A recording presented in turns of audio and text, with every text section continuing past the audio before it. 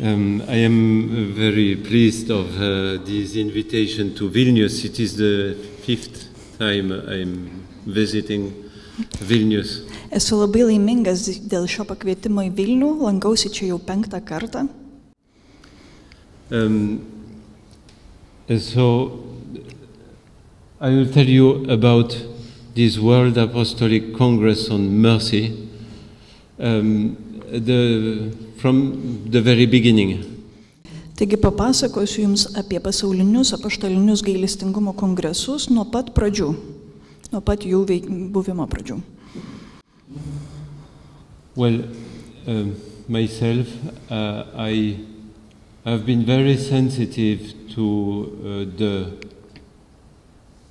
the mercy of God, the divine mercy, from my personal call to priesthood. Man visuomet buvo labai svarbus Dievo gailestingumas, asmeniškai buvau visada tam labai jautrus ir savo kunigiškam pašaukime. I was graced also by the possibility to study 1 year at the Catholic University of Lublin in Poland, 1 year in the seminary of Lublin at the time of Father Popiełuszko. They murdered him there, so it was a great experience for me. Taip pat turėjau malonę 1 metus studijuoti Liubline seminarijoje ir tai buvo tuo metu, kai buvo nužudytas kunigas Popiełuszko. Tai man iš tikrųjų buvo labai stipri patirtis. Liubline, Lenkijoje, nepatiksliau. But then I had to fulfill my military service in the Holy Land as for cooperation for 2 years in Bejala in Palestine. Bet tuomet turėjau atlikti karinę tarnybą 2 metus Šventojoje žemėje, Bedžaloje. And every morning at 4 o'clock, the muezzin, was calling us from the mosque to prayer in the name of the very merciful God at 4 o'clock in the morning.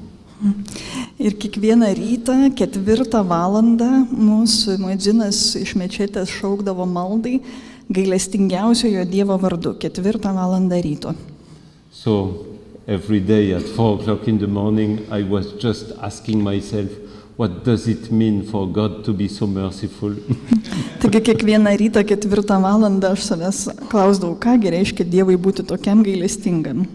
But it was for me a revelation because it was the first Gulf War and Intifada.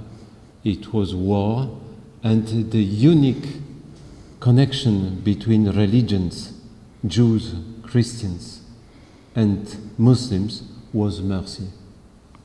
Bet tuo metu taip pat vyko pirmasis Golfo karas ir aš mačiau tą jungtį, kuri egzistuoja tarp žydų, musulmonų ir krikščionių, ir tai yra gailestingumas. Because in Semitic languages, in Hebrew, in Arabic, in some other languages in the Middle East, when they speak of mercy, it is Rachamim, it is Rahman Rahim. It means very deeply the unconditional love of God, a motherly love, a love coming from the womb. Taigi semitų kalbose, hebrajų, arabų, taip pat kitose, kai jie kalba apie gailestingumą, yra šaknis rahamim, raham, kaip besąlygiška meilė, kuri ateina iš pačių gelmių, iščių. And thanks to these 2 years in Palestine and in Israel in the same time, I was working with Patriarch Michel Sabar, so in Hebrew and in Arabic. It was so important for me because in my French language, miséricorde, it is misery. And while in Hebrew, in Arabic, it is the love of a mother, it is vibrating, it is moving your being, and I understood something of what happened in Krakow and Vilnius thanks to my stay in the Holy Land. Taigi tie 2 metai praleisti Palestinoje ir Izraelyje man buvo labai svarbus, tuo metu bendravau ir su patriarchu Mišeliu Saba, ir palyginti su mano gimtaja prancūzų kalba, kur žodis gailestingumas miséricorde yra susijęs su šaknimi misère, kaip ir skurdas, neturtas. Tuo tarpu semitų kalbos, kurias išgyvenau, su kuriom turėjau kontaktą per tuos 2 karinės tarnybos metu Šventojoje žemėje, turi visai kitą prasme. Rachamim labai gilus dalykas, kuris virpa, kuris duoda gyvybę, kuris tave padaro gyvą. Taigi, iš dalies tą žinią, kuri buvo gauta Vilniuje ir Krokuvoje, aš geriau supratau taip pat dėl savo patirties Palestinoje ir Izraelyje. And during this very difficult time, we had meetings between Christians, Muslims, and Jews together in the name of mercy, deepening the meaning of mercy for our times. It was possible only in the name of mercy. Ir per tą sunkų laiką mes turėdavome susitikimus tarp žydų, krikščionių ir musulmonų gailestingumo vardu. Ir mums įmanoma buvo susitikti tik dėl gailestingumo ir būtent dėl šio dalyko. So I decided for myself to read again the Word of God, to read again the encyclical Divas in Misericordia with the Hebrew meaning of mercy.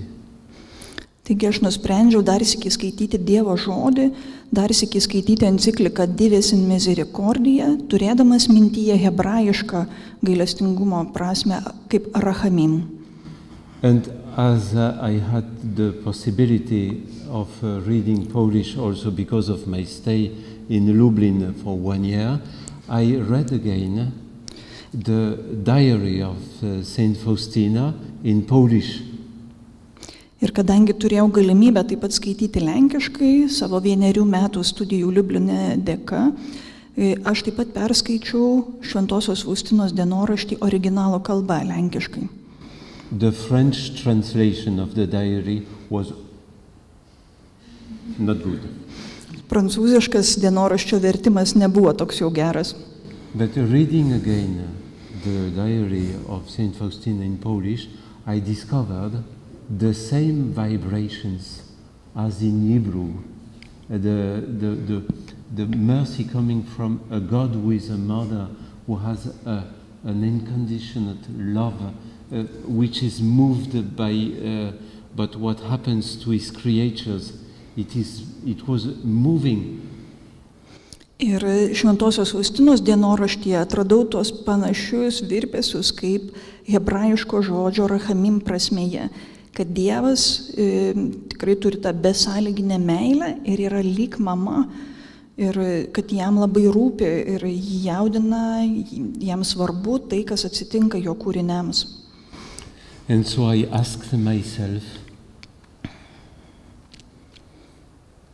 in the diary, Faustina is writing also with the theological assistance of Father Sopoćko in Vilnius, and I asked myself, this beautiful theology of mercy, is it coming from Father Sopoćko, who was a theologian who had contact with Jews, or is it coming from Jesus, who was a Jew? Ir aš skaitydama Šventosios Faustinos dienoraštį iškėliau savo klausimą, ar visa ši gailestingumo teologija kilo iš tėvo kunigo Sopoćkos, kuris bendravo su Šventąja Faustina ir buvo kaip ir teologinė pagalba, ar iš tėvo Sopoćkos, kuris turėjo kontaktą su žydais, ar iš Jėzaus, kuris pats buvo žydas. The fact was that the encyclical Dives in Misericordia was beautiful to read because, as you know, John Paul II decided to found his theology of the Divine Mercy on the ground of the Hebrew language and not first on the Greek language. And so the encyclical also is unfolding this beautiful, very biblically rooted theology and spirituality of Divine Mercy. Taigi skaityti encikliką Dives in Misericordia iš tikrųjų yra labai gražu, nes Jonas Paulius II taip pat ją ir gailestingumo prašymą grindžia pirmiausiai hebrajiško žodžio rachamim prasme, o ne graikiško žodžio prasme. So now, the beginning of the World Apostolic Congress on Mercy. In year 2002, with about 40 French friends, people, we decided to go to Krakow for a pilgrimage, also to Łagiewnicki, to St. Faustina. We did not know that Pope John Paul would come also. Taigi apie pasaulinio paštalinių kongresų pradžią. 2002 metais kartu su maždaug 40 prancūzų bendrakeleivių draugų nutarėme keliauti į piligriminę kelionę į Lenkiją ir taip pat į Krokuvą, Łagiewnikus, tik ko mes nežinojome, kad popiežius Jonas Paulius II taip pat ten bus. So we were in Krakow on this beautiful last pilgrimage of Pope John Paul to Poland, and it was a universal call to the world to discover the mystery of mercy for peace. Taigi mes buvome kartu su Jonu Pauliumi II per jo paskutinę piligrimystę Lenkijoje ir tuo metu nuskambėjo tas visuotinis kvietimas gailestingumui dėl taikos. At this Mass, you had Cardinal Schönborn concelebrating, the new Cardinal Barbarin, who was just coming to Krakow to thank the Pope John Paul for his appointment in Lyon, but not thinking especially of the Divine Mercy. And Cardinal Bačkis, I think he was here also concelebrating. Taigi per tas mišias kartu koncelebravo kardinolas Schönbornas, ką tik paskirtas kardinolas Barbarin, kuris atvyko padėkoti už savo paskyrimą Lyone, bet ne specialiai atvyko dėl Dievo gailestingumo ar panašiai, ir taip pat kardinolas Bačkis. 1 month after this important event, you see, for example, Pope John Paul was saying God has chosen our own times for this purpose, perhaps because the 20th century, despite indisputable achievements in many areas, was marked in a particular way by the mystery of iniquity, the message of. Ir tai buvo iš tikrųjų svarbus įvykis ir kaip tai yra Jono Pauliaus II pamokslas tą dieną ir jis kalba taip: Dievas išsirinko mūsų laikus šiam tikslui. Galbūt dėl to, kad 20-asis amžius, nepaisant neginčijamų pasiekimų daugelį sričių, taip pat buvo ypatingų būdų pažymėtas nedorybės slėpiniu. In his book Memory and Identity, John Paul II explains that for him the divine mercy is a limit to evil in the history. Savo knygoje Atmintis ir tapatybė Jonas Paulius II paaiškina, kad gailestingumas jam yra riba blogiui istorijoje. He explains in this book how his own story of resistance to Nazi, to communism, putting a limit to this evil by his own spirituality of divine mercy. Ir jis toje knygoje taip pat paaiškina, kaip jis grindė savo pasipriešinimą naciams, komunizmui ir brėžė ribą blogiui savo paties asmeniniu pamaldumu, gailestingumo dvasingumu. He explained concretely that he discovered this message working at Łagiewnicki during war, having stopped at St. Faustina's grave and meditating on the diary, when she especially invites in the name of the Bible, Romans chapter 2:12, to answer evil by good, good thinking, good willing, good doing.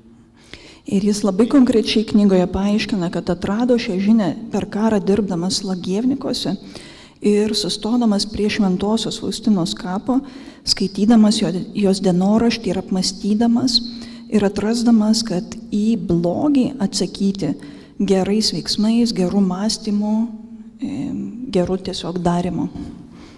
So it is in daily life, you have people doing evil against you, and you just answer, thinking good, speaking good, doing good to these people.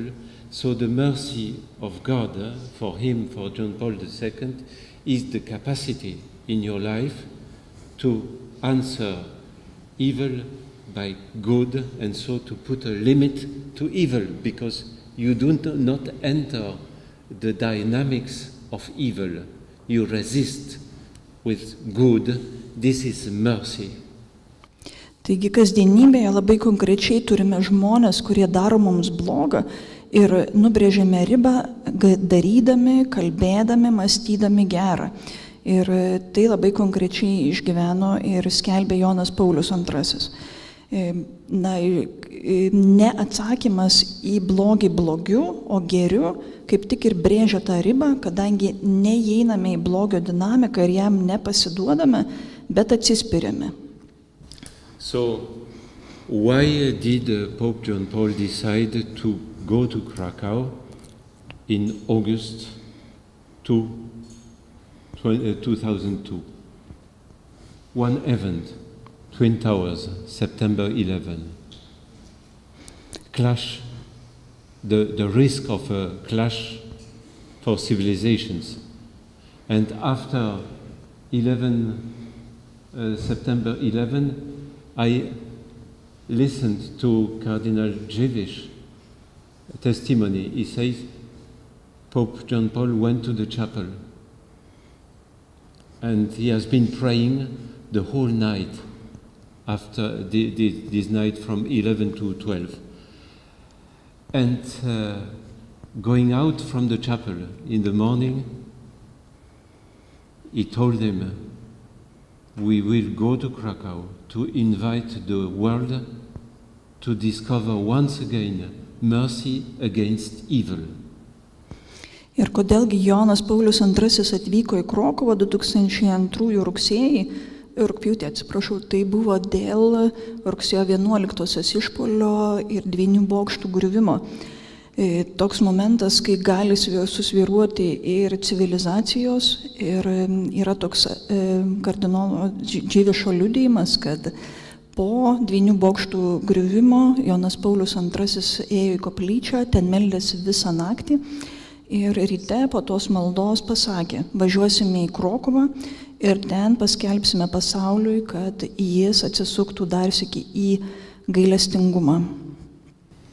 I was listening to the testimony in Krakow. I don't remember who exactly had a cup of tea in his hand, Cardinal Dziwisz, or a sister, a nun, or Pope John Paul. I don't remember exactly, but when Pope John Paul announced that he will go to Krakow to call the whole world to mercy, the cup of tea fell down and broke. Aš atsimenu, kad girdėjau tą liudijimą ir nebeprisimenu, kas turėjo arbatos puodelį prie popiežiaus, ar jis pats, ar kardinolas Dziwišas, ar sesuo vienuolė, bet kai jis ištarė tą žinią, kad važiuosime į Krokuvą, pakviesti pasaulį prie gailestingumo, arbatos puodukas iškrito ir sudužo. But you understand that it is his decision to go to Krakow and to call the whole world to mercy was inspired by Jesus' words to Saint Faustina, turn yourselves to the mystery of mercy to find peace for the world. Ir iš tikrųjų Jono Pauliaus antrojo sprendimas vykti į Krokuvą taip pat buvo įkvėptas šventosios Faustinos užrašytų žodžių: atsigręžkite į gailestingumo slėpinį, kad pasaulis atrastų ramybę, taiką. So, limit to evil towards Nazi world, limit to evil towards communist world, limit to evil to clash of civilizations. It is renewing all the time. May we rediscover ever more profoundly the mystery of divine mercy and live it in our daily lives. It is a renewal of the spirituality of mercy in Pope John Paul II life, to put a limit to evil. Taigi ta riba blogiui atsispiriant nacizmui, riba blogiui atsispiriant komunizmui, riba blogiui atsispiriant tam civilizacijų susidūrimui, kurį išgyvename ir dabar. Tai nuolat atsinaujina ir toks atnaujintas gailestingumo ir tos ribos blogių išgyvenimas ir paties Jono Pauliaus antrojo gyvenime ir kvietimas tam pasauliui. You see, the message of merciful love needs to resound forcefully anew. Gailestingosios meilės žinia turi vėl galingai nuskambėti iš naujo. The world needs this love. The hour has come to bring Christ's message to everyone, to rulers and to the oppressed, to those whose humanity and dignity seem lost in the mysterium iniquitatis. The hour has come when the message of divine mercy is able to fill hearts with hope and to become the spark of a new civilization, the civilization of love. Pasauliui reikia šios meilės. Atėjo valanda nešti Kristaus žinią visiems, valdantiesiems ir prislėgtiesiems, tiems, kurių žmogiškumas ir orumas atrodo prarastas tame nedorybės slėpinyje. Atėjo valanda, kai Dievo gailestingumo žinia gali pripildyti širdis viltimi ir tapti naujos civilizacijos, meilės civilizacijos kibirkštimi. And so the Pope, this is the universal call. Tai yra visuotinis kvietimas. And the Pope adds in his homily, the Church desires tirelessly to proclaim this message, not only by convincing words, but by the ready practice of mercy. Bažnyčia trokšta nepavargstamai skelbti šią žinią, ne vien įtikinamai žodžiais, bet taip pat ir gyva gailestingumo praktika. So you see, it is a universal call to the rulers of this world, to the politicians, to those responsible for religions. It is a universal call, but Pope John Paul is awaiting the Church, the dioceses, and he explains it in other parts of this homily, to be the Church proclaiming and calling to this message of mercy once anew. Taigi tai yra visuotinė žinia skirta valdantiesiems, religijų atsakingiesiems ir kitiems žmonėms, bet kaip toliau savo homilijoje paaiškina Jonas Paulius II, jis laukia konkrečiai iš bažnyčios, iš vyskupijų, kad tas kvietimas ir žinios skelbimas nuskambėtų vis iš naujo. So after this event in August 18th, my new Archbishop became Cardinal Barbarin in Lyon. I was working on theology of mercy among religions. I went to him for a visit 1 month after August 2002, and we were sharing of mercy and asking ourselves what to do with John Paul II call. Taigi po tos mūsų piligrimystės 2002 rugpjūtį mano naujojo arkivyskupu Lyone ir tapo kardinolas Barbaran. Aš pas jį nuvykau maždaug po mėnesio ir tuo metu kaip tik darbavausi ties gailestingumo tema tarp religinėme kontekste. Ir sykiu su kardinolu Barbaran mes kalbėjome apie tai, kaip būtų galima įgyvendinti tą Jono Pauliaus II kvietimą ir perduotą žinią. And so Barbara told me, you know, I have been very touched by the message of Pope John Paul. Of course, it is a call to the Church. We can answer. It's not my problem. I will not react. I will remain indifferent. Or we can say also, yes, okay, we will try to answer this call, but how? Ir kardinolas Barbaran man pasakė, mane labai palėtė ta Jono Pauliaus II žinia ir kvietimas dėl gailestingumo. Ir iš tikrųjų galime likti arba abejingi, sakyti ne mano reikalas, ar panašiai, ar galime atsiliepti. Gerai, tik tai kaip galėtume tai padaryti. And so he told me, you should enter in, meet Cardinal Schönborn, because he is very touched by this message. Also, he was there with lay people, and he has the same question, how to answer this call. Ir mano arkivyskupas man pasakė, turėtum susitikti su kardinolu Schönbornu, nes jis taip pat yra labai paliestas šitos žinios, taip pat kartu su pasauliečių būreliu mąsto, kaip geriau atsakyti į šitą kvietimą. In the same time, Cardinal Bačkis wrote to me an email. In the same time, I did not know Cardinal Bačkis. And he wrote an email to ask me for permission for the translation of the book about 15 days with Faustina in Lithuanian. Ir tuo pačiu metu aš gavau elektroninį laišką iš kardinolo Bačkio. Aš jo nepažinojau ir jo laiško tikslas buvo paprašyti leidimo versti knygelę, kurią buvau parašęs 15 maldos dienų su šventąja Faustina. So we had 3 cardinals very motivated by this answer to John Paul II call to the world. Taigi jau turėjome 3 labai motyvuotus kardinolus, kurie mąstė, kaip atsakyti į tą Jono Pauliaus II kvietimą.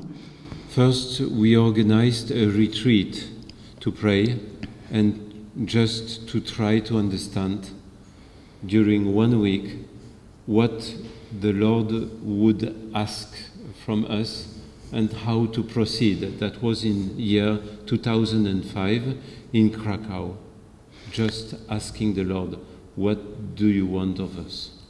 Taigi pirmiausiai 2005 metais tai vyko, susitikome savaitį rekolekcijų, kur tiesiog meldėmės ir klausėme viešpaties, ką tu norėtum, kad mes padarytume.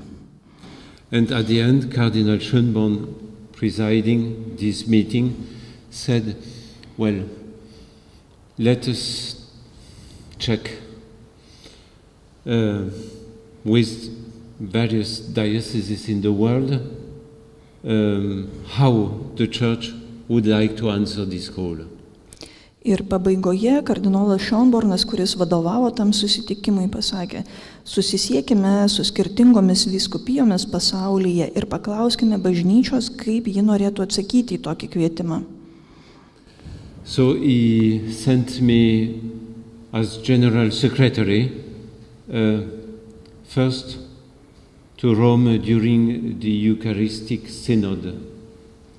And I had the grace, I won't explain exactly, you would laugh, but I had the grace to meet Cardinal Ruini and asking him what he would think of a congress in Rome. And in 2 minutes he told me, yes, fantastic, I will be your support. Taigi aš buvau pasiųstas kaip generalinis sekretorius į Eucharistinį sinodą Romoje ir turėjau malonę susitikti su kardinolu Ruini ir paklausti jo, ką jis manytų apie tokį kongresą Romoje. Ir jis man po 2 minučių atsakė, puiku, fantastika. But it was not enough for Cardinal Schönborn. He wanted to discern. He's not a Jesuit, he's a Dominican, but he wants to discern. Bet to buvo negana kardinolui Schönbornui, jam reikėjo daugiau įžvalgos, nors jis nėra jezuitas, jis dominikonas, bet norėjo dar gilesnės įžvalgos. So he sent me to Paraguay. There was a continental congress on Divine Mercy, and Cardinal Schönborn was invited. He could not go, so he sent me to Asunción in Paraguay. Ir tuomet kardinolas Schönbornas pasiuntė mane į Paragvajų, negalėjo pats ten vykti, o tuo metu ten vyko žemyno gailestingumo kongresas. And so I checked with the delegates what they would think of the preparation of such a congress to answer with involving the dioceses. It's not a matter of, let us say, prayer groups. No, the question was, would your various dioceses of Buenos Aires, of Santiago de Chile, of Bogota, of Asunción, of Rio de Janeiro, of Sao Paulo, would your dioceses move to give a global answer to this call? Taigi aš tuomet būdamas tame kongrese tiesiog paklausinėjau skirtingų dalyvių, ką jie manytų, ar jų vyskupijos, skirtingos vyskupijos, Rio de Janeiro, Asunciono ir taip toliau, įsijungtų aktyviai į tokį kongresą, kuris vyktų Romoje. And I remember Father Gustavo. He was the delegate of Buenos Aires, of Cardinal Bergoglio, and he was very motivated by this matter. And so he just told me, I will meet Cardinal Bergoglio to ask him what is his idea. And just after 2 months, he answered me and he told me, I met him. He told, it's okay, I will be the cardinal for Latin American continent, but I am not a good preacher and I don't like to move a lot because I am very busy with my diocese, but I will be your support for South America for this World Congress.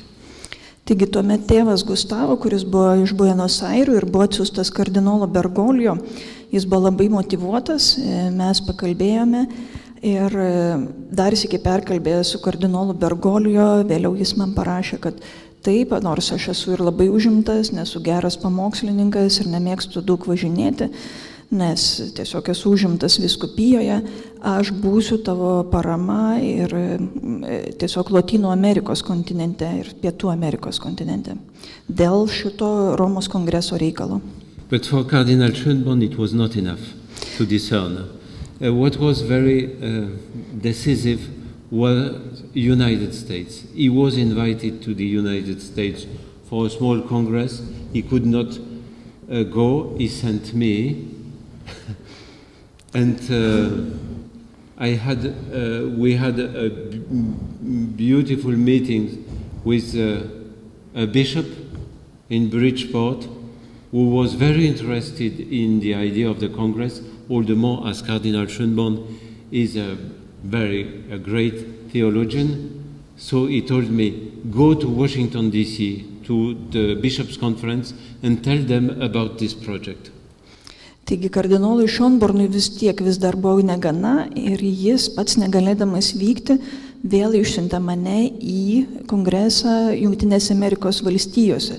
Ir tai buvo lemiamas faktorius.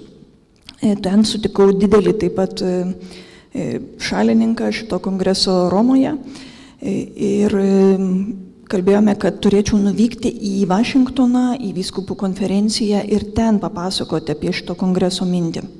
And it was a surprise for us, the Bishops' Conference, gave us its support from the very beginning, and in 1 month we had already 12 bishops of the United States supporting the idea, appointing coordinators in the dioceses, committees, and so they were preparing the World Congress in Rome without our, what to say, we were doing nothing. It was just the providence pushing this project. Ir dideliai mūsų nuostabai mes iškart sulaukėme vyskupų konferencijos pritarimo ir po trumpo laiko, gal po mėnesio, jau turėjome 12 Jungtinių Amerikos valstijų vyskupų pritarimą. Jie jau ėmė paskirinėti koordinatorių savo vyskupijose ir tiesiog veiksmas, visa organizacija užsikūrė net ir mums patiems aktyviai neįsitraukiant. Mes nieko nedarėme, o tiesiog atrodo pati apvaizda vedė visą reikalą į priekį. Then we had the support very, very quickly of Cardinal Dziwisz telling us that was the vision of John Paul for mercy for peace in the world. Then we had the support also of Cardinal Toran, who was responsible for interreligious dialogue dicastery in Rome. We had the support of Africa, of Asia, of the whole world, and we had to prepare this Congress. Tuomet turėjome ir kardinolo Dziwišo pritarimą, kuris sakė taip, iš tikrųjų tokia buvo Jono Pauliaus II idėja, kai jis kalbėjo apie gailestingumą dėl taikos.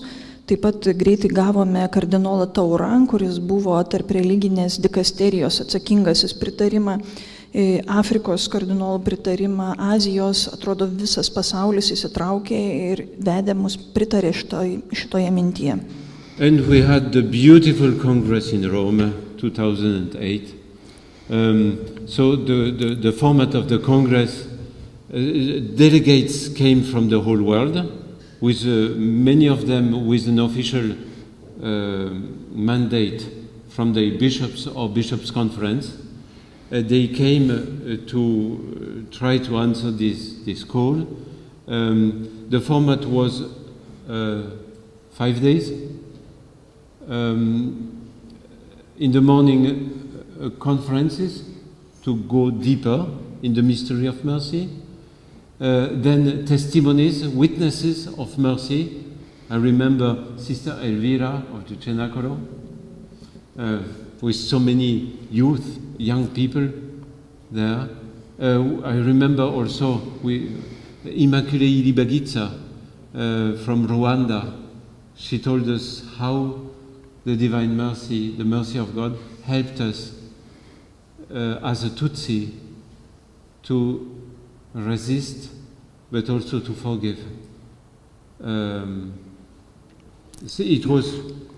Everybody was just crying during our talk and our testimony. It was so deep. Taigi 2008-aisiais turėjome labai gražų kongresą Romoje, iš kur atvyko delegatai iš viso pasaulio, dažniausiai su oficialiu mandatu iš savo vyskupų, ir kurie tiesiog diskutavo, žiūrėjo, kaip atliepti į tą kvietimą prie gailestingumo. Formatas buvo toks, kad susitikome 5 dienoms.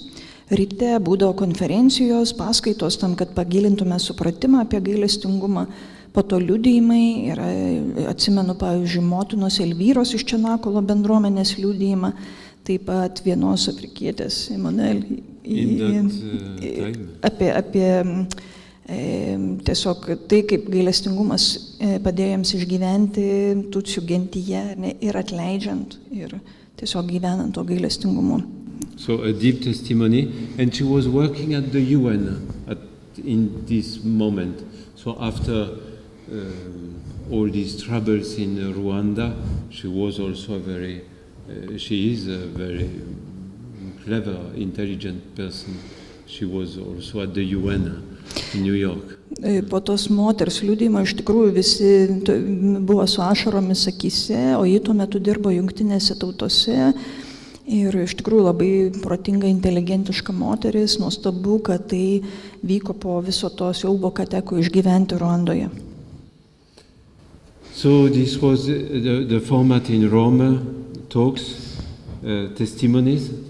workshops and apostolate in the city, talking with the visitors, with the people, having festivals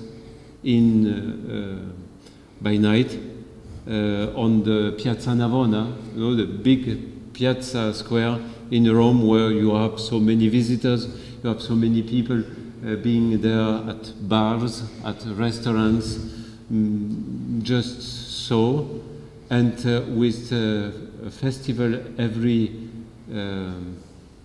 evening. We had a kind of theater by Cenacolo community. It was just touching, very touching on resurrection and mercy. Then by Shalom community from Brazil. Then we had also songs from all over the world, songs, cultural songs about mercy, the love of God. I remember Indonesian songs and so it was very noisy. And at the end of this noise, just one cardinal was coming to bring the Eucharist, and we were finishing this evening on the Piazza Navona with the silence before the present Christ. You see, so that was the format of this Congress. Taigi formatas to kongreso buvo toks: paskaitos, liudijimai, tuomet praktiniai seminarai, tokios dirbtuvės, tuomet apaštalavimas gatvėje, kuomet tiesiog eidavome, kalbėdavome su žmonėmis ir kiekvieną vakarą kažkoks šventinis susitikimas, pavyzdžiui, Cenacolo bendruomenė, Šalom bendruomenės vaidinimai arba skirtingų šalių kultūrų dainos, giesmės apie gailestingumą, apie Dievo meilę. Pavyzdžiui, atsimenu tas dainas ir giesmės iš Indonezijos, kurios buvo tikrai labai triukšmingos. Mes buvome Piazza Nuova aikštėje Italijoje, kur tikrai pilna žmonių, baruose, taip pat aplinkui. Ir taip pat pamenu, kokia buvo nuostabi tyla po tų triukšmingų giesmių, kai buvo atneštas švenčiausiasis sakramentas ir toje viešoje aikštėje, viešoje vietoje mes tiesiog baigėme pagerbdami švenčiausiąjį. Pope Benedict presided introducing Mass to the Congress and was supporting us for the Universal Church for this answer to the call. Popiežius Benediktas XVI vadovavo įvadinėms kongreso mišioms ir tai taip pat mums buvo paramos ženklas ir didelė parama kongresui. At the end of the Congress, well, we had also various religions of the world present, also new religiosities, some of them minorities were present also at the Congress. It was really universal. At the end of this Congress, we decided that there would be a Congress every 3 years in another big town, and meanwhile we would have continental congresses, national congresses, so that the whole world may be able to renew its deepening of the mystery of mercy all the time. Taigi to kongreso pabaigoje, kur dalyvavo iš tikrųjų ir atstovų daug iš kitų religijų, net jeigu jos ir gana nedidelės ar mažos, bet tai buvo tikrai visuotinis kongresas. To kongreso pabaigoje mes nusprendėme, kad tokį kongresą kažkuriame didelėme mieste organizuosime kas 3 metus, o kas tuos 3 metus tarpuose taip pat dar vyktų atskirų žemynų ar šalių nacionaliniai gailestingumo kongresai, tam, kad vyktų nuolatinis atsinaujinimas išgyvenant šitą gailestingumo žinią. And always facing the actual challenges of their countries, of their continents, of the world. Ir tam, kad būtų atliepta į konkrečius iššūkius, su kuriomis susiduria atskiros šalys, kontinentai, žemynai ir visas pasaulis. And so 3 years later we were in Krakow. Taigi po 3 metų nuvykome į Krokovą. With the participations of Africa, of Oceania, so also with the dancing during the offering mass, and so it was a beautiful event. It was Krakow. Cardinal Dziwisz, well, he wanted this second Congress to take place there because he said this was John Paul II's vision that the whole world may be embraced by the divine mercy as a process, as a dynamics. Taigi tame kongrese taip pat buvo dalyvių ir iš Afrikos, ir iš Okeanijos, turėjom gražią liturgiją ir šokius atnešant aukas per šventąsias mišias. Ir tai buvo kardinolas Dživišas, kuris galiausiai pastumėjo link to sprendimo, kad kongresas vyktų Krokuvoje. Jis sakė, juk tai buvo Jono Pauliaus II noras, kad tai būtų tas visuotinis kvietimas prie gailestingumo ir jis būtų nuolatinis. Then in Krakow, the Colombian bishops told, we want to be candidates for the next Congress in another continent. We want Bogota. Taigi Krokuvos kongrese buvo Kolumbijos vyskupų, kurie pasakė, mes norėtume organizuoti kitą kongresą Bogotoje pas mus. So it took place at the Bishops' Conference, near the Bishops' Conference. The whole Bishops' Conference of Colombia was involved, Latin America, and it was a time just 1 year after Pope Francis' election. So in Bogota, we had two challenges. The civil war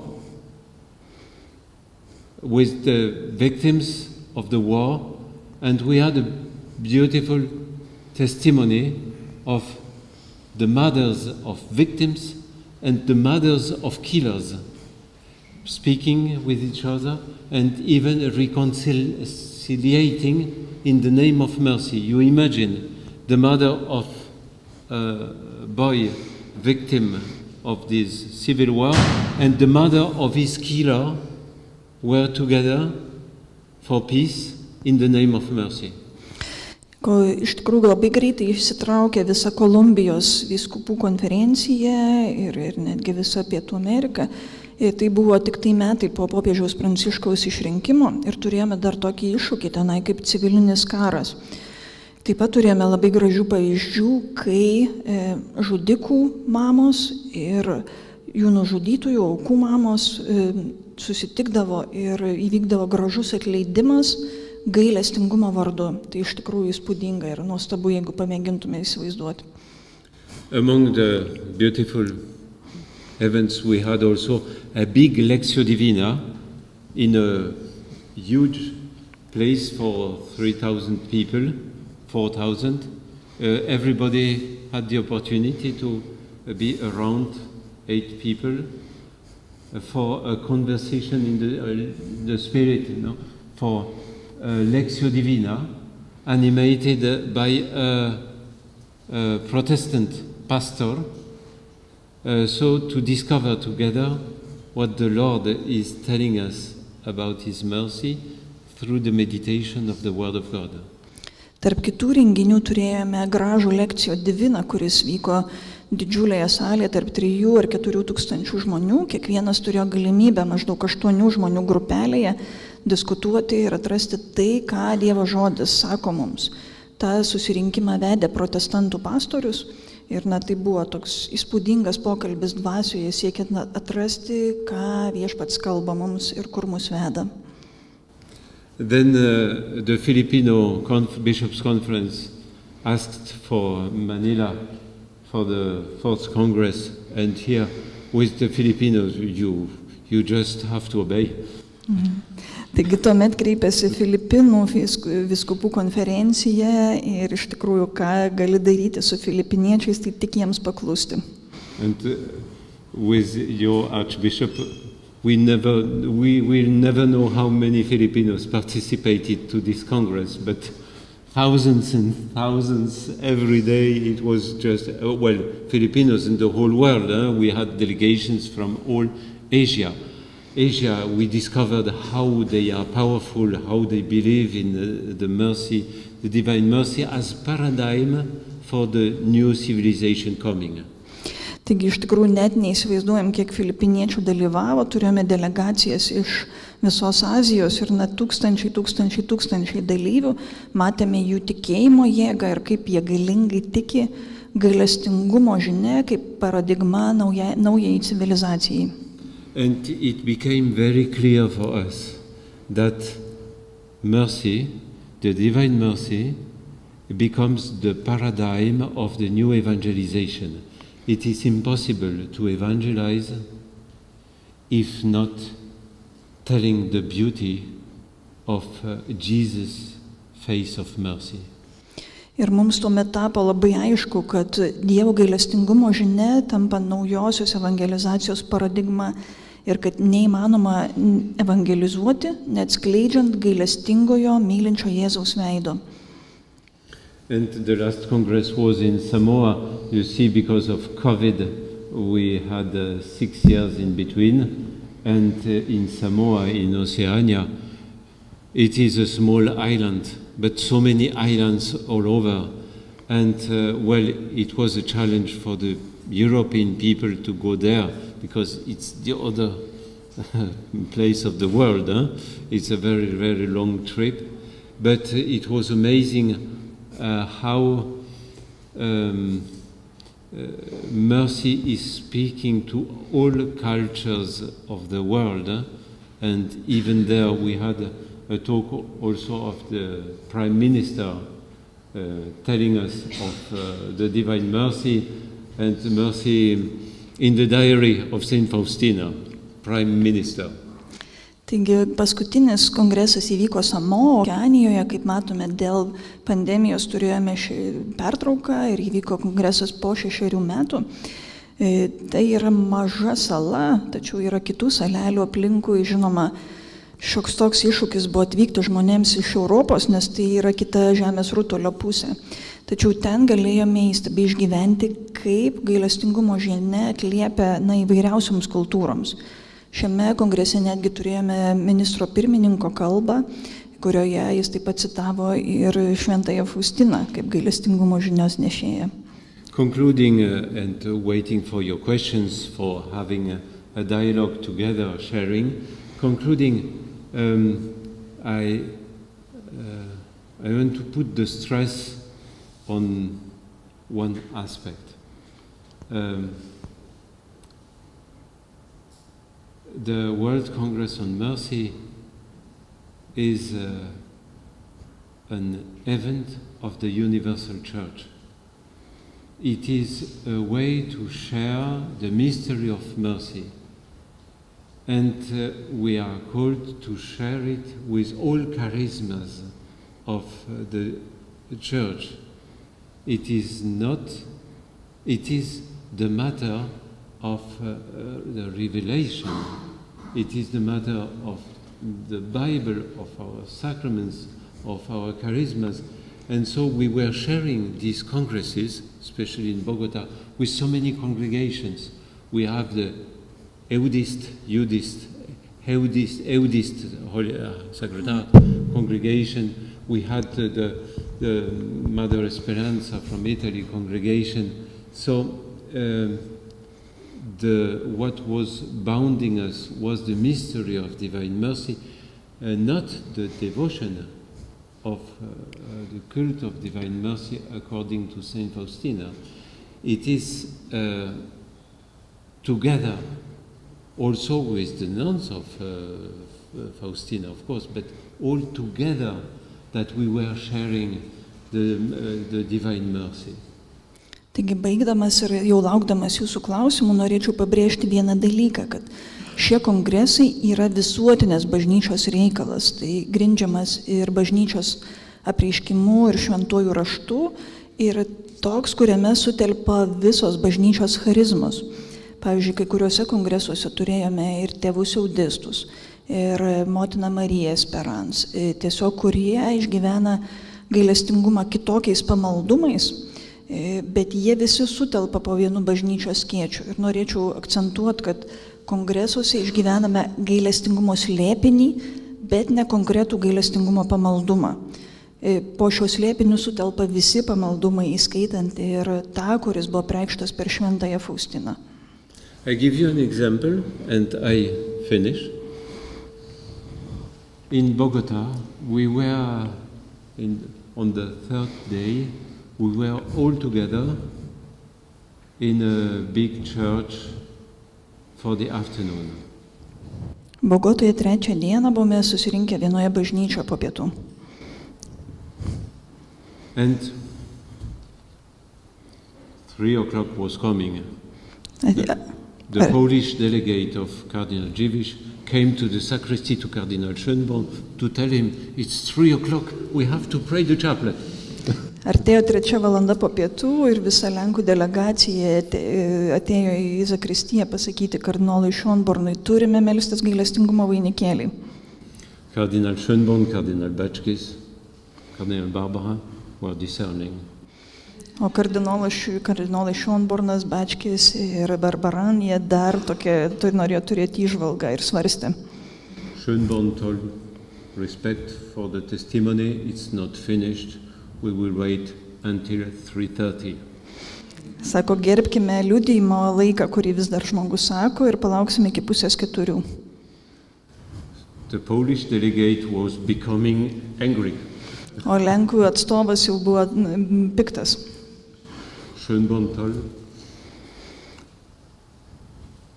we will remain silent before the cross. Ir kardinolas Schönbornas tada pasakė, mes pasiliksime tyloje priešais kryžių. The Polish delegate said, no, the chaplet of mercy. O Lenkų atstovas sakė, ne, gailestingumo vainikėlis. Cardinal Schönborn said, we have also other congregations. They have their own prayers. They have their own devotions. What is important is that we may expose ourselves before the Son of God's love and mercy, before the cross, at any time, but being aware that this is the mercy coming to us. It is not a matter of a kind of devotion, it is not a matter of an exact, precise time, it is a matter of heart. Be with your heart in silence before Christ, giving you, filling you with His mercy. Kardinolas Schönbornas tuomet pasakė, bet juk yra ir kiti susirinkusiai, kitos kongregacijos, kurios turi savo maldą, savo pamaldumo formas ir juos taip pat turime gerbti.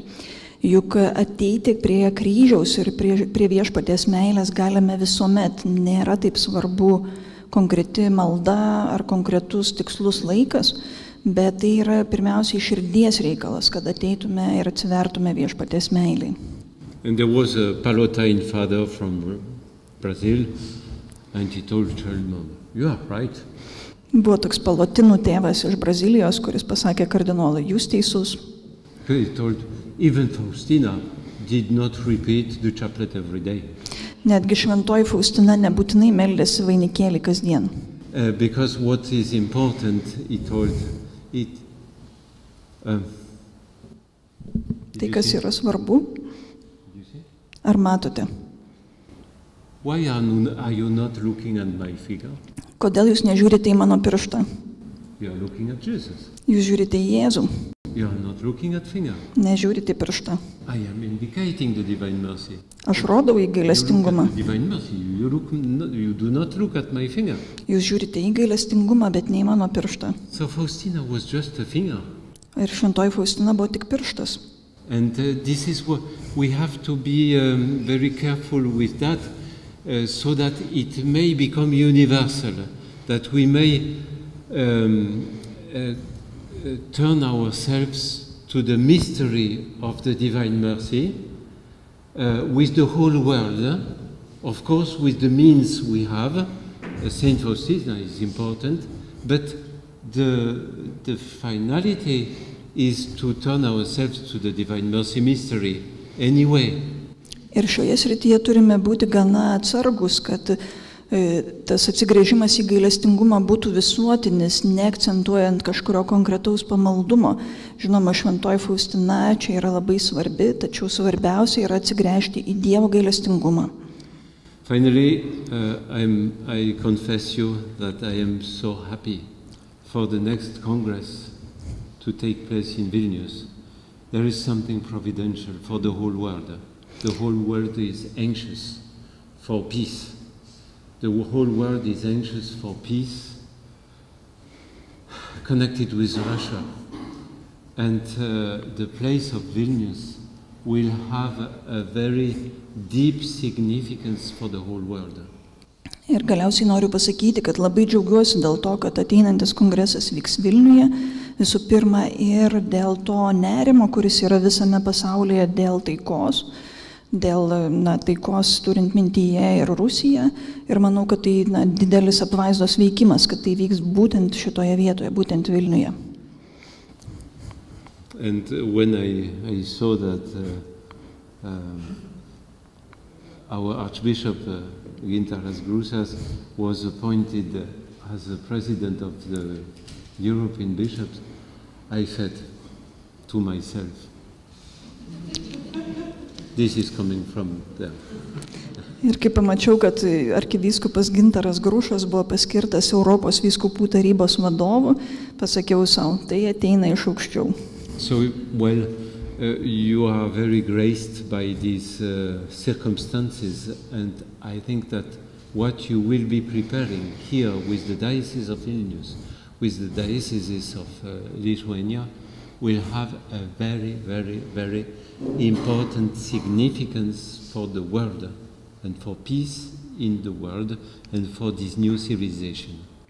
Taigi, manau, kad tai, ką jūs ruošite kartu su Vilniaus arkivyskupija, su kitomis Lietuvos vyskupijomis, tai bus labai labai svarbus įvykis ir gali turėti didelės įtakos visam pasauliui, taikai ir naujosios civilizacijos suvokimui. So now, I tried just to introduce this matter of the World Congress on Mercy. I hope that you understood something. We can share now questions, objections, also critics. In France, we are very used to critics. We are criticizing all the time, so don't worry. Taigi pamėginau jums pristatyti pasaulinius gailestingumo kongresus, o dabar tiesiog atvira erdvė klausimams, prieštaravimams, kritikai. So your questions? Jūsų klausimai. And then Inessa will stop me at the time.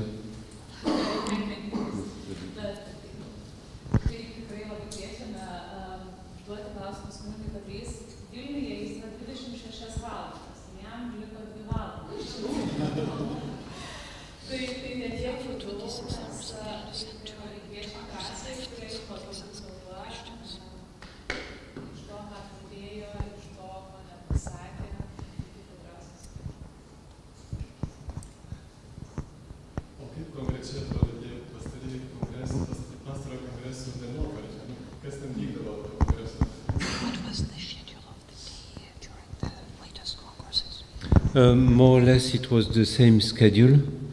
So in the morning talks for formation, for deepening. In the morning also great witnesses of every continent. Then in the afternoon some workshops and then apostolate, different kinds of apostolate. Can be in the streets, greeting, explaining the people. I imagine about the Osterwarta, yes? Explaining the people coming what is the meaning, something, or going and visiting the institutes caring for poor people, or so many kinds of apostolate, and in the evening, festival. Taigi, kaip ir minėjau anksčiau, ta dienotvarkė dienos beveik visada panašiai, ryte konferencijos, kad būtų pagilintas gailestingumo suvokimas, po to stiprus liudijimai, po to praktinės dirbtuvės, apaštalavimas gatvėse su vargšais ir panašiai. Ir vakare šventiniai renginiai.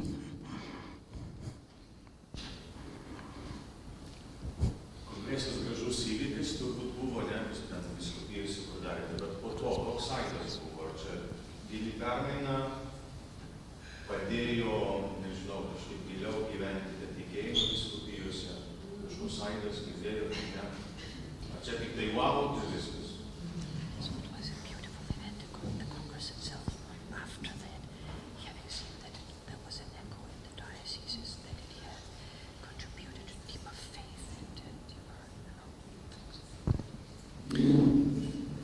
Yes, because the aim of the Congress is not the event in itself, it is a process, a dynamic, so to renew the awareness and the motivation coming from mercy in our daily life, in our missions in the diocese. Your question is very good. Taigi iš tikrųjų ir to renginio tikslas ir nėra pats, kad įvyktų renginys, bet kad tas procesas ir dinamika, kad būtų užkurtas procesas gyventi tuo vyskupijose. The fact that it has been growing in different dioceses all the time with continental and national congresses in between, it involved more and more dioceses. And it helped to the people to become more aware and motivated by mercy. In Latin America, for example, there was many of the dioceses gave the testimony after some years at different congresses of the involvements in the favelas in Brazil, for example, having so many people out of the favela, out of the addiction to drug. I think this is a kind of effect of mercy.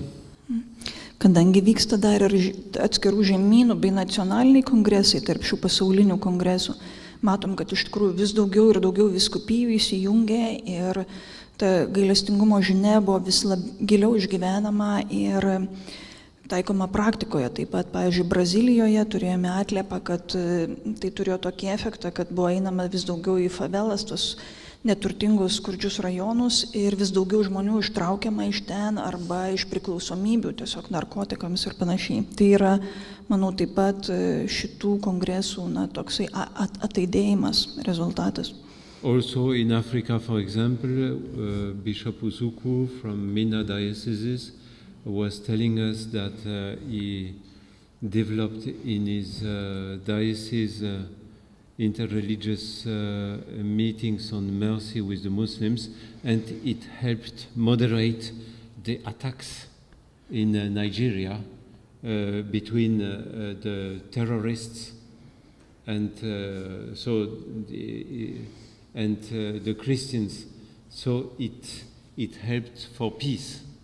Arba, pavyzdžiui, iš Nigerijos turime atliepą, kad vyskupas pradėjo organizuoti tarp religinius susitikimus, tarp krikščionių ir musulmonų, ir galiausiai tai padėjo sumažinti įtampą tarp šių grupių, teroristinių atakų sumažėjo ir tai prisidėjo prie taikos.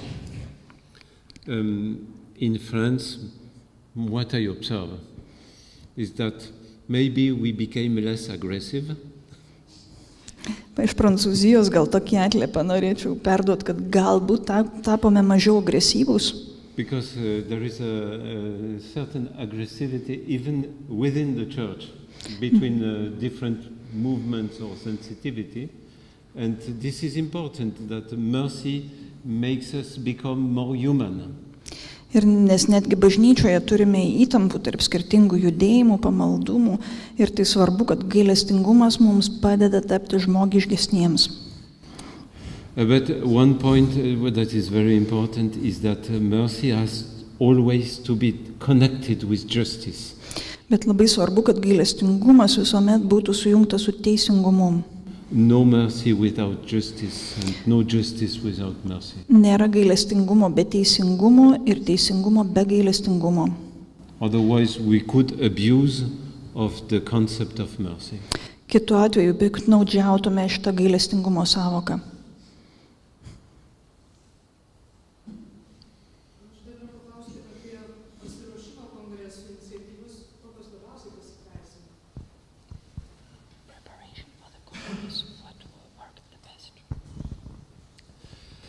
So in the preparation for the congresses,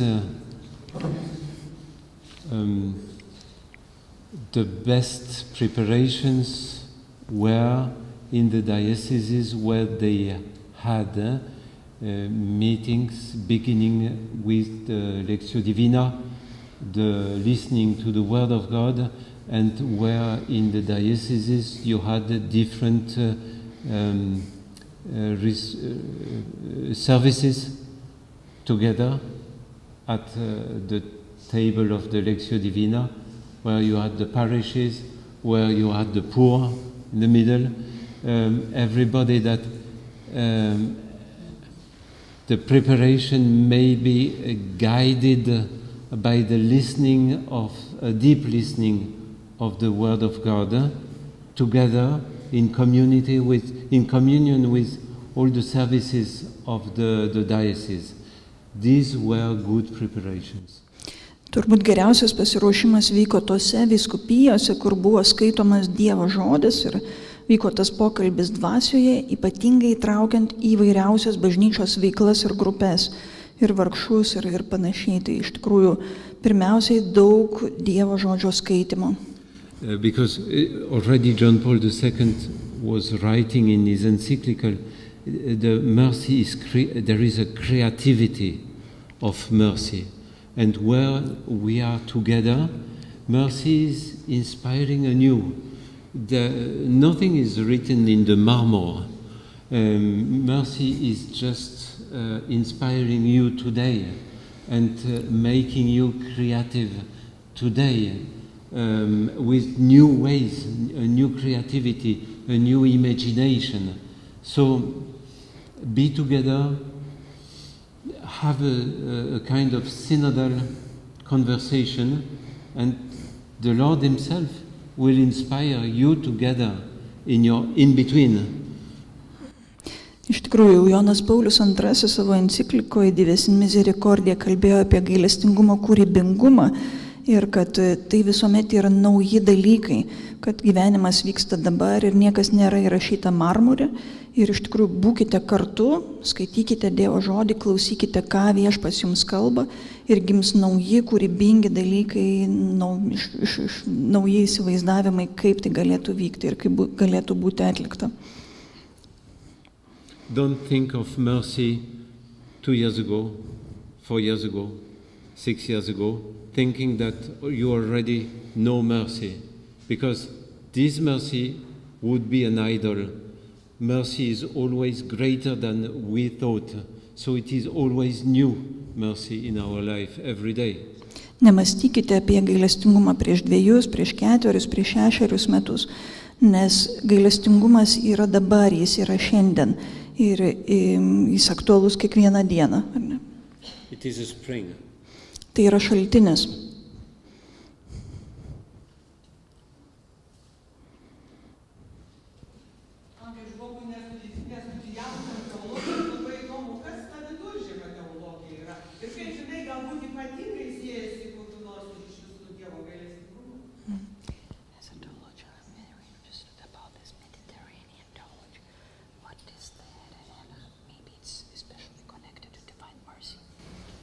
Thank you for this question.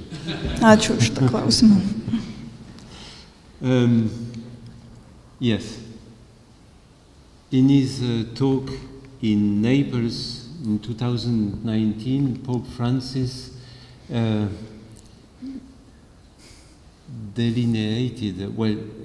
gave his insights about the theology coming from the Mediterranean. 2019 Neapolyje popiežius Pranciškus pateikė tokią įžvalgą, kuri apie jo manymu gimstančią gilę Viduržemio jūros teologiją. He said, look at the Mediterranean Sea. You have so many peoples and cultures around of the sea. Sako, pažvelkite į Viduržemio jūrą, apie kurią yra tokia daugybė tautų. At least 5 rivers, including Odessa. Bent jau 5 upės, įskaitant Odesą. Including Ukraine. Yes, įskaitant Ukrainą. Black Sea. And Pope Francis said, you see, there is an in-between between all the peoples, because the people of Mediterranean are interested in meeting the people just on the river in front. They are not looking to the mountains or to the countryside. They are looking at the sea, and all of them are at the same level, because they are at the sea level. He says at level of human face, at the same level, and they are interested in meeting those who are in front on all the rivers. Popiežius sakė, kad kažkas ypatingo gimsta iš tų tautų bendravimo, kadangi jos domisi tuo, kas yra priešais juos, ir nori susitikti tuos, kurie yra priešais juos, persikėlus per upę ar panašiai. Jie taip pat visi gyvena.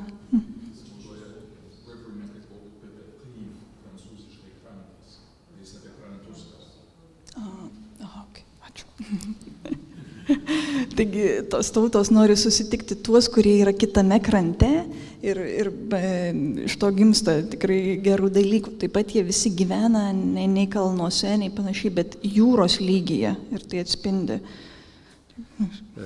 Thank you, Archbishop Ginter. You were with us, and we also wanted to have a bouillabaisse in between, but we had no time. But it would have been also a dialogue. Tai taip pat mes, ačiū arkivyskupui, taip pat turėjom su juo gražų dialogą. Bouillabaisse is Marseille, the soup of fish soup of Marseille. Žuvienę valgė, taip. Marselyje.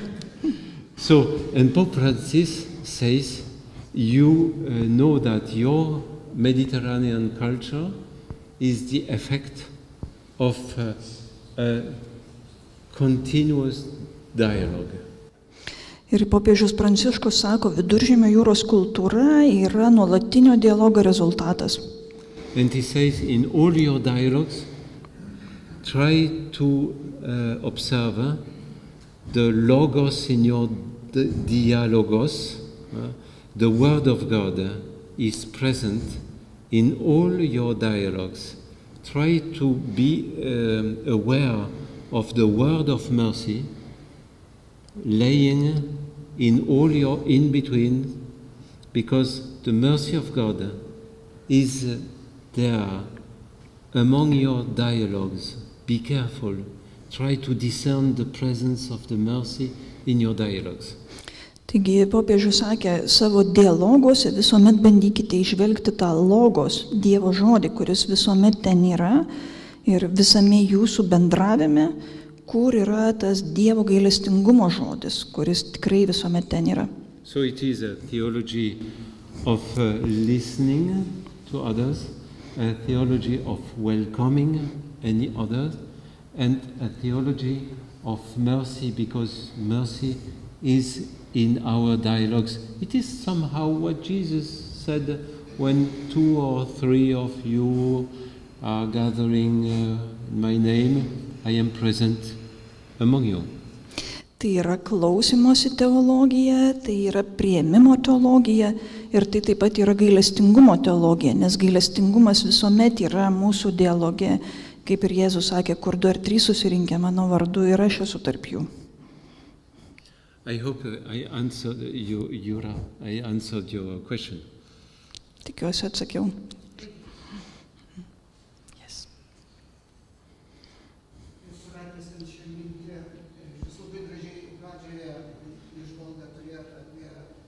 Gailestingumą judaizmą krikščionybėje ir musulmonus, tas žodis gailestingumas jungiantis, gal įmanomas ekumeninis pasaulio kongresas, gal dirbama šiandien, gal jis bus, nes tik gailestingumas turbūt gali išgelbėti pasaulį.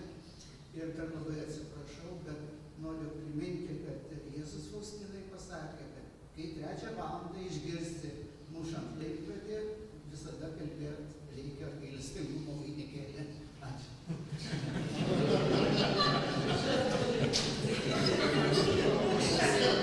Thank you for, as you mentioned, this in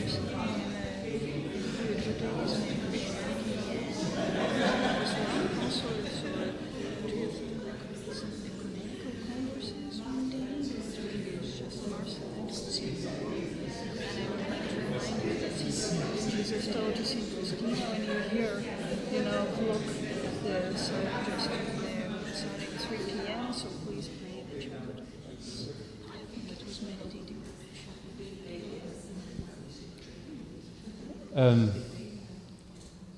Yes, of course. From the very beginning, the congresses on mercy are ecumenical. From the very beginning. From the very beginning, we had an involvement of theologians, of the Ecumenical Council of Geneva. I remember Romanian theologians, Orthodox. From the very beginning also Lutheran pastors. In Brazil, we were astonished by the participation of Pentecostals to Congress in Brazil. And usually they do not. Yes, Pope John Paul writes in the encyclical paragraph 14, the spirituality of mercy is the best way to build together, to co-build unity of the churches. Mercy is necessary in our relationships. Mercy and justice. So from the very beginning it is ecumenical. Now about... Taigi nuo pat pradžių kongresai yra ekumeniški, nuo pat pradžių bendradarbiavome su Ženevos taryba, taip pat atsimenu Rumunijos ortodoksus, kurie įsijungė anksti, liuteronus. Brazilijoje buvau nustebintas aktyvaus sekmininkų dalyvavimo, kurie įprastai tiek neįsitraukia. Ir iš tikrųjų būtent gailestingumas yra tai, kas vienyje bažnyčias ir galėtų jas dar labiau tarpusavyje suvienyti. Ta matome ir Dives Misericordiae enciklikoje, kurioje popiežius rašo, kad gailestingumo žmonių tarpusavio ryšių kūrime būtinas veiksnys, kuo labiausiai išlaikant žmogiškumą ir broliškumą. As I told you, our Lectio Divina was animated in Bogota by a reformed pastor of Lausanne, Switzerland.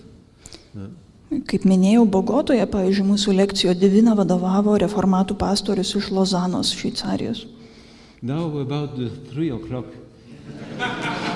Tai dabar apie 3 valandą. If I was rich, I would offer you a travel to the Philippines. Jeigu būčiau turtingas, padovanočiau jums kelionę į Filipinus. In the Philippines, you have at 3 o'clock at least 3 or 4 national broadcasts, also televisions. At 3 o'clock, bing, bing, bing, bing, Chaplet of Divine Mercy. For everybody, even Muslims are praying. Filipinuose 3 valandą bent 3 ar 4 nacionaliniai radijai, taip pat televizijos skambina, kad jau 3 valanda ir visi meldžiasi vainikėlį, netgi musulmonai. But this is Filipino style. Bet tai filipiniečių stilius.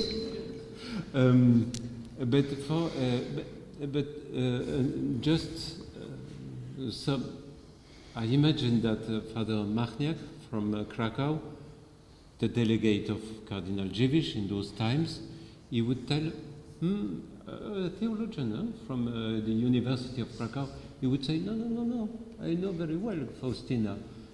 3 o'clock, it is not the time for chaplet. It is the time for meditation on the Passion. It is deeper, much deeper, and asking more spiritual work from our side, meditating on the Passion of Christ. So, well, just this as an observation. Tai gal tik norėčiau priminti, kad Lenkijos delegatas, apie kurį pasakojau, bet iš tikrųjų iš Šventosios Faustinos dienoraščių matome, kad 3 valanda yra ne valanda kalbėti vainikėlį, ko kviečia Jėzus, bet apmąstyti jo kančią ir tai yra žymiai giliau.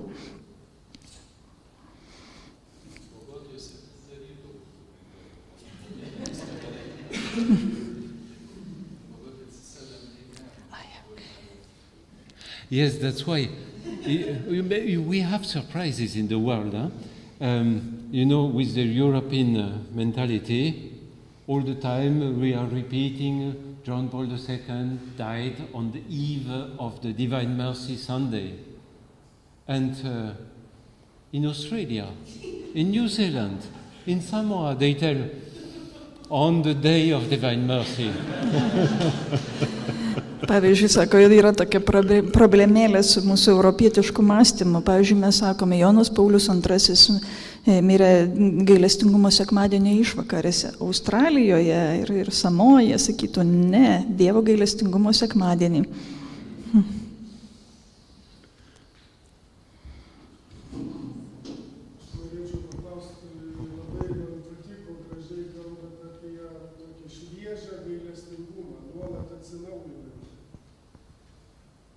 Klausimas būtų, ar žvelgdami, tarkim, į sesers Faustinos dienoraštį, prisirišdami prie netgi jos vizijų, ar mes kažkuria prasme nesustabarėjom ir ar tikrai leidžiam tam Dievo gailestingumui būtent būti aktualiu šiandieną, kaip jisai veikia.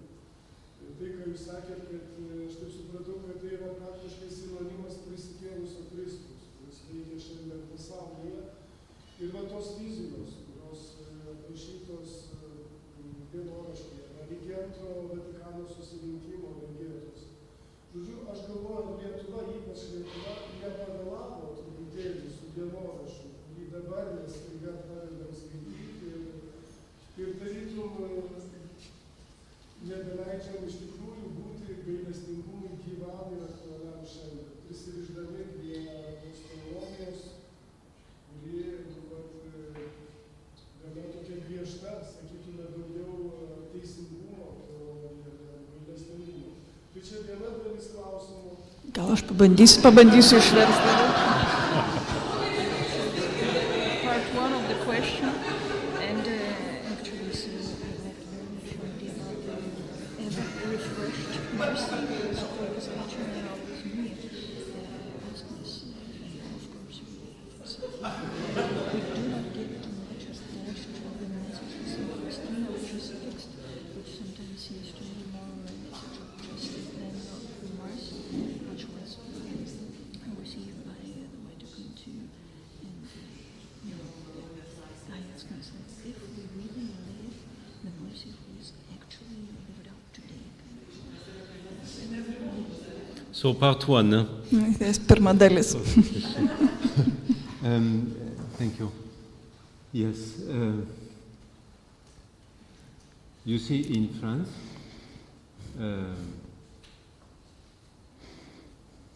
I never speak of Faustina. It would be very difficult. And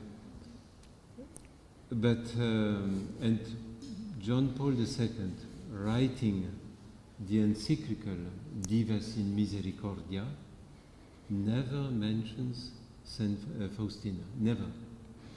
Because he wants the message to be universal and grounded on the scriptures, not on private revelation. And he writes in paragraph 13 and 14, the Church needs to be more aware and more motivated by the mystery of mercy in all its mission. So it is a universal message. John Paul II knew that so that it may sound universal, he did not mention Faustina. Taigi, pavyzdžiui, Prancūzijoje aš praktiškai nekalbu apie šventąją Faustiną, tai būtų sunkiai įmanoma. Taip pat Jonas Paulius II savo enciklikoje Divas in Misericordia nemini šventosios Faustinos, norėdamas, kad gailestingumo slėpinys būtų labiau pagrįstas šventuoju raštu, o ne privačiu apreiškimu. And I am sure that Faustina herself would sign this idea that divine mercy does not belong to her. In her life, she was convinced that she had to foundation of a work of mercy. And she notices that her superiors do not agree. And she opens herself to the Lord's voice, and Jesus says, if your superior do not want, you will not found. And she did not found any work of the famous Dzieło Miłosierdzia, work of mercy. She didn't, because she's just a servant. Dar iš ankstesnio atsakymo apie tai, kad Jono Pauliaus troškimas taip pat buvo, kad tai būtų žinia, visuotinė žinia apie gailestingumą ir visuotiniai bažnyčiai. Ir dėl to taip pat vengia minėti konkrečią šventąją Faustiną. We had the Italian delegate, so Bishop Cancian, Domenico Cancian, who participated to almost all congresses, and in Krakow, at the end of the second congress, we had a meeting with all delegates of the world, and he looked at Cardinal Dziwisz, at the Polish organizers, and he said it was a beautiful congress, but I have an objection. We had the impression that the incarnation of Jesus took place in Krakow. Taigi po kongreso Krokuvoje italų delegatas pasakė Lenkijos delegatui, vieniems iš organizatorių, tai buvo labai gražus kongresas, bet, sako, turėjome tokį įspūdį, kad Jėzaus įsikūnymas įvyko Krokuvoje. O prieš tai dar kalbėjo apie šventąją Faustiną, kad ji pati taip pat būtų sutikusi ir visiškai pasirašiusi po tokiu teiginiu, kad nepriklauso Dievo gailestingumas vien jai. Ir kad Jėzus taip pat veikia per jos vyresniuosius, sakė, jeigu tavo vyresniai nesutiks, tu nieko nepadarysi. Ir taip ir įvyko. Ji neįsteigė jokio gailestingumo darbo. So you see, this is really a question we had from the very beginning. And with Cardinal Schönborn, we decided that in the countries, different countries, beginning from the United States, the official coordinator, bishop and lay people usually, that and they appointed a priest for the United States. We decided that he would not be a priest who was already spreading the spirituality of divine mercy according to Faustina. So to put the stress on the universality, the pluralism of the divine mercy in the church, that it may not be confused by the spreading of a devotion, but just to be aware of the biblical content of the mystery of mercy. Pavyzdžiui, organizuodami kongresus, nuo pat pradžių tai buvo mūsų klausimas, ar ne? Ir buvo toks atstovas Jungtinėms Amerikos valstijoms sąmoningai paskirtas kunigas, ne tas, kuris labai praktikavo pamaldumą pagal šventosios Faustinos Dievo gailestingumo formas. Ir tai yra, kartais sąmoningai darome tam, kad ta žinia būtų visuotinesnė, kad būtų atsižvelgiama į pamaldumų įvairovę ir būtų labiau grindžiama šventuoju raštu, kaip minėjau, ne privačiu apreiškimu. Yes, it's important. We have to be careful with that because it must be a universal answer, not a devotional answer. Manau, kad tai yra labai svarbu, turime būti atsargus su šituo ir iš tikrųjų, kad tai būtų visuotinė žinia, o ne tam tikras atskiras konkretus pamaldumas. And maybe some of you know Father Kazimierz Chwalek from Stockbridge, Massachusetts. He is my friend, and we have been going to Washington, D.C. with him to the Bishops' Conference.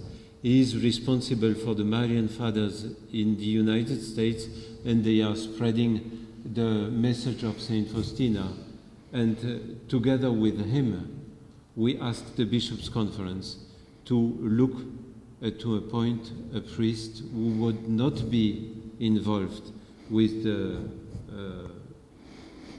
Faustinian message. So he was he was agreeing fully, totally with this perspective.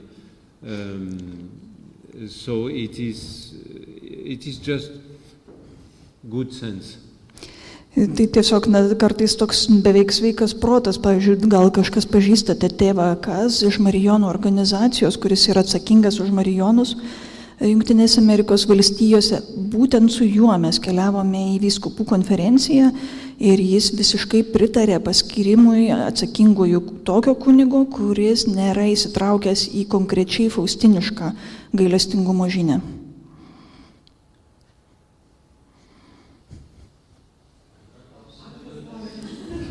Part two. Antroji dalis susijusi su santykiu į gailestingumą.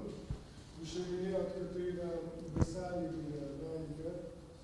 Ir tiesiog man kyla klausimas, ar mes vis tik tai nepasiduodam sąlygų pasauliui, kad patirtume tą besąlyginę meilę. Man atrodo, kad gal mes šiandien ne tiek džiaugiamės Dievo gailestingumu, trykštančių visiems, kiek bandom jį užsitarnauti. Ypač tą, kai aš girdžiu, kur nors transliuojama, būk gailestingas, būk gailestingas, kaip nors būk gailestingas. Ir toks jausmas, kad mes iš tikrųjų visą laiką kalti ir kaip kalti iš vis net negalim patirti to džiaugsmo ir tos besąlyginės meilės. Nuolat turim ją kažkaip užsidirbti arba išmelst. Tai vat santykis su gailestingumu, tai jūs pakomentuotumėte. Ar tai turėtų būti džiaugsmo vieta, ar tai vis tik turėtų būti atgailos vieta?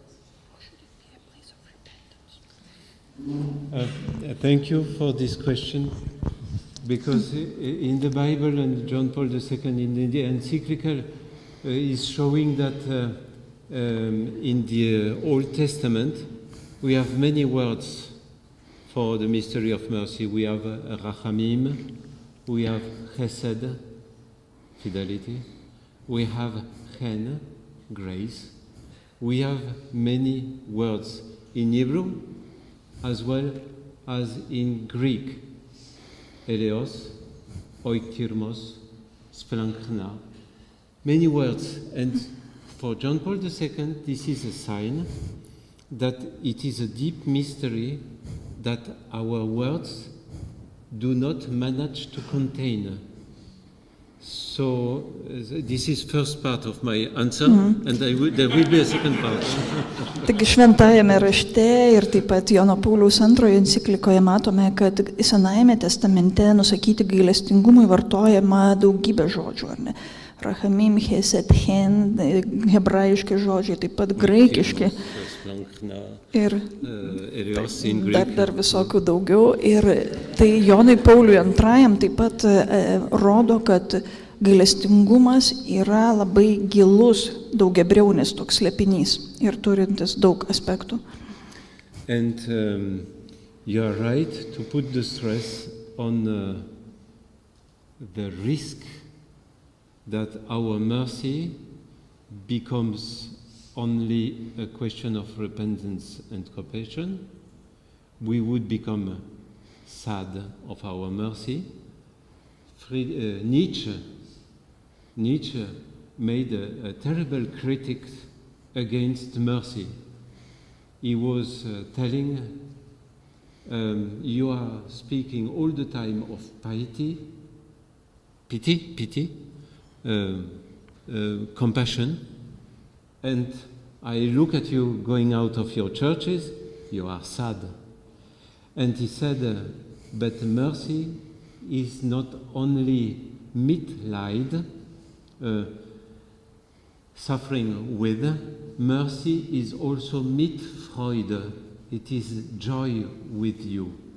And he said, if you believe in mercy, go out of your churches with the joy, because mercy is not only Mitleid, it is also Mitfreude. It is the joy of resurrection. Ir jūs teisus, iš tikrųjų akcentuodamas tą riziką, kad per daug galime sutapatinti gailestingumą su atgaila. Pacituosiu Nyčę, kuris sakė, jūs kalbate apie įvairiausią atjautą gailestingumą, bet išeidami iš savo bažnyčių esate liūdni. Ir Nyčė teigia, kad ta atjauta ir gailestingumas tai yra ne tik buvimas kartu liūdesyje, bet ir buvimas kartu džiaugsme.